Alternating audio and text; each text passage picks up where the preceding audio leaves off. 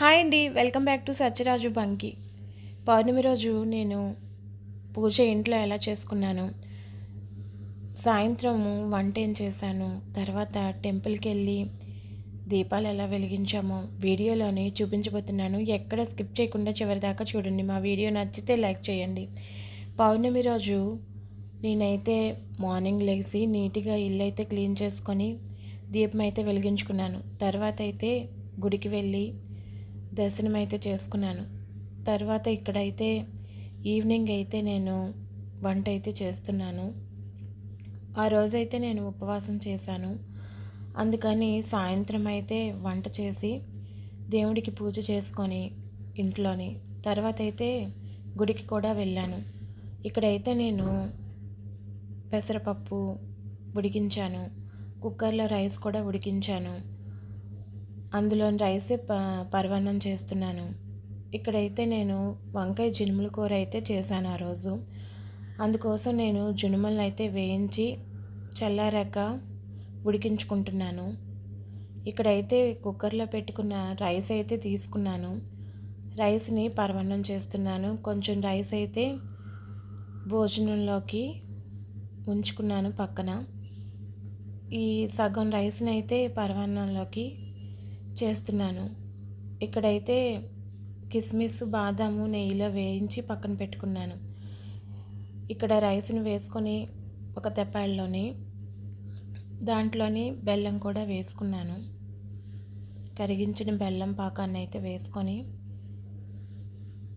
ఉడికిస్తున్నాను. ఒక పక్క అయితే తాలింపు అయితే వేస్తున్నాను. పెసరపప్పు తాలింపు. ఇక్కడైతే కూర వంకాయ జునుముల కూర అయితే వండుతున్నాను. జునుములు ఉడికిపోయిన తర్వాత వంకాయలు అయితే కట్ చేసుకొని వంకాయ కూర అయితే వండాను. తర్వాత పెసరపప్పు తాలింపు అయితే చేశాను, పప్పు తాలింపు. ఇక్కడ పరమాన్నం కూడా అయిపోయింది. దేవుడికి నైవేద్యం పెట్టడానికి పరమాన్నం అయితే చేశాను. మళ్ళీ సాయంత్రం స్నానం చేసి దీపం అయితే పెట్టుకుంటున్నాను.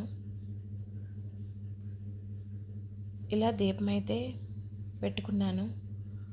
నైవేద్యాలు కూడా పెట్టుకున్నాను. పరమాన్నము, ఇంకా పళ్ళు, కొబ్బరికాయ, సలివిడి వడపప్పు ఇవన్నీ కూడా సాయంత్రం పౌర్ణమికి అయితే నైవేద్యం పెట్టుకున్నాను. మాకైతే పౌర్ణమి ఉంది. మా హస్బెండ్కి ఖాళీ లేకపోవటం వల్ల మేము పౌర్ణమికి వెళ్ళలేదు. మా అత్తయ్య ఏమో ఇంట్లోని పరమాన్నం చేసి పెట్టమన్నారు. నేను ఇలా పరమాన్నం చేసి పెట్టి సాయంత్రం అయితే టెంపుల్కి అయితే వెళ్ళాను. టెంపుల్కి వెళ్తే జ్వాలా తోరణం అనే పంతులు గారు చేస్తున్నారు ఇక్కడ. ఈ జ్వాలా తోరణము చాలా పుణ్యం అంట.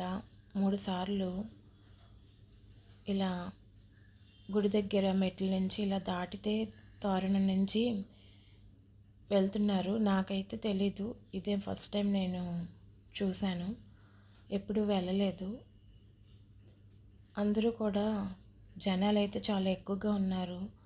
మా బాబుని తీసుకెళ్ళానని నేను ఒక సైడ్ నుంచి చూస్తున్నాను. చాలామంది వెళ్ళారు. తర్వాత అయితే అది అయిపోయిన తర్వాత జ్వాలతోరణం అయిపోయి పల్లకి నుంచి స్వామివారిని తీసుకువెళ్ళిన తర్వాత ఇక్కడైతే దీపాలు అయితే వెలిగించాను. వీడియో కనుక నచ్చినట్లయితే లైక్ చేయండి, షేర్ చేయండి, సబ్స్క్రైబ్ చేసుకోవటం మర్చిపోకండి.